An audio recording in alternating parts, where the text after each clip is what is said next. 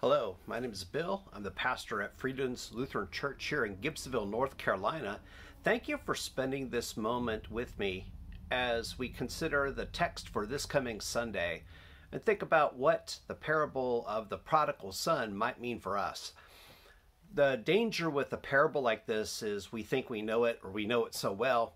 And the really neat thing for me about God is always doing a new thing and creates new associations, helps us focus in on particular parts of the parable and figure out how that applies to our lives right now. The parable of prodigal son, which is found there in the Gospel of Luke, is certainly one of those parables that is dangerously familiar. But as you zoom in and think about it more and more, there's different aspects that come to the surface depending on where you are in your life, depending on where you are in your spiritual walk.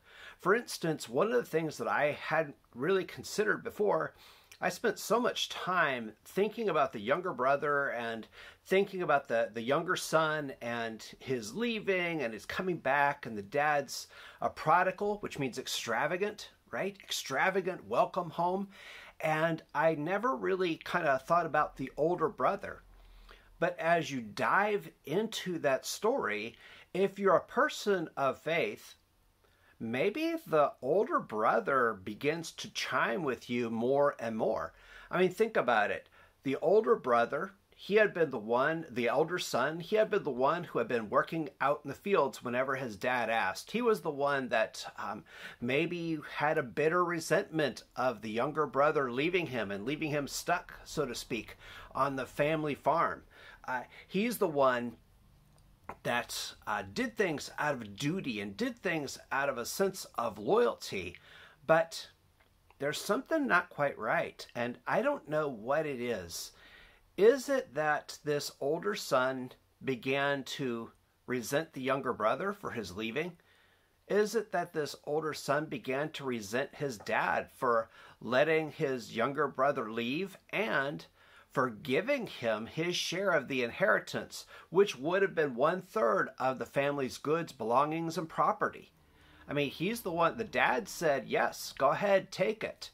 And the younger son went off and spent it on partying and just having a good time. And then he's the one who comes back and begins to beg his father for forgiveness. And the father does the uncharacteristic thing of just simply welcoming him home, putting clothes on him, making him part of the family, throwing a big celebration. Maybe that older brother really resented the fact that dad just threw a party for someone who had betrayed him, and not just had betrayed the father, but had betrayed the family. It's not fair, is it? It's not fair. And I think that's something that we're to be taught and we are to embrace. This whole parable was told because Jesus was eating with tax collectors and sinners. Here is this holy rabbi. Everybody was astounded by the miracles that he did and the things that he taught. And here he is spending time with the rabble-rousers, spending time with the undesirables, eating with them, showing that they're accepted and acceptable. That just didn't seem right. It seemed so unfair to those who had kept the law of God and those who had obeyed what God, their heavenly Father, had asked them to do. Very, very easy to be resentful. So I find myself chiming with that older brother. How easy it is for any of us to get wrapped up in bitterness and resentment toward other people. What are we to do? What are we to do? In short, how about we learn to join the party? You see, the father in the parable comes out to that older son, and he doesn't just ask him to come on inside the tent where the festivities are going on. It says that father begged his elder son to come in, begged his elder son to accept his younger brother, invited him into the party. How about for you?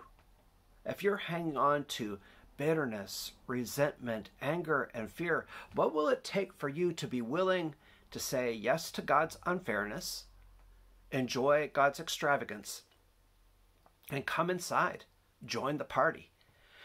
That's something just for us to think about as we reread and reread the parable of the prodigal son, and we think about how that older brother, how that elder son is a lot like us. May God bless you as you consider these things, and I'm looking forward to sorting it all out with you this Sunday.